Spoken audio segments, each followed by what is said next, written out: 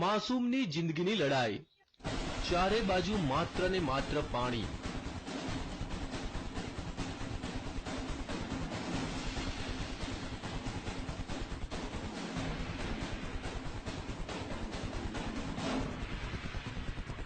પાણીના ધમધસતા પ્રવાહ વચ્ચે ફસાઈ એક માસૂમની જિંદગી.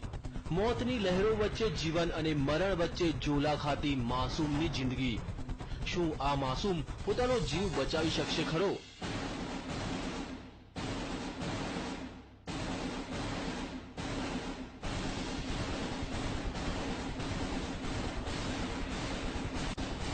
માસૂમ મોતને આપી શકશે માત?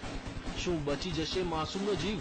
આ દ્રશ્યો છે મધ્યપ્રદેશના ભોપાલના ડિડોરીના, જ્યાં 2 વર્ષનો એક માસૂમ બાળક ફસાયો છે ધમધસતા પાણી વચ્ચે.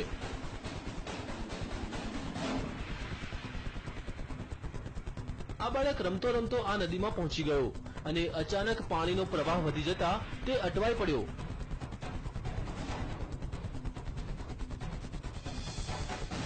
લહેરોના આ તાંડવને જોતા ભલભલાનો પસીનો છૂટી જાય, પણ આ માસૂમ લહેરો વચ્ચે લડી રહ્યો છે જંગ. જિંદગીનો જંગ. પણ હવે સવાલ એ થાય છે કે લહેરો સામે તે જિંદગીનો જંગ જીતી શકશે ખરો?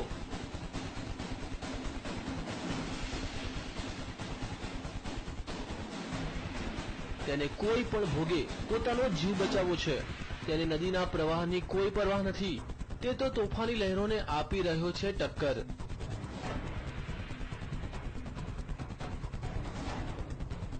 બાળકની આ જિંદગીના જંગને જોતા ગ્રામજનોએ તેને બચાવવાની જહેમત ઉઠાવી.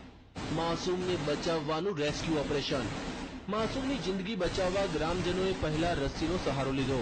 થોડા ઘણા અંશે તે સફળ પણ થયા, પણ અચાનક તે પાછો પાણીના પ્રવાહમાં તણાઈ ગયો. આ વખતે તો લાગ્યું કે માસૂમ તેની જિંદગીથી હાથ ધોઈ બેસશે.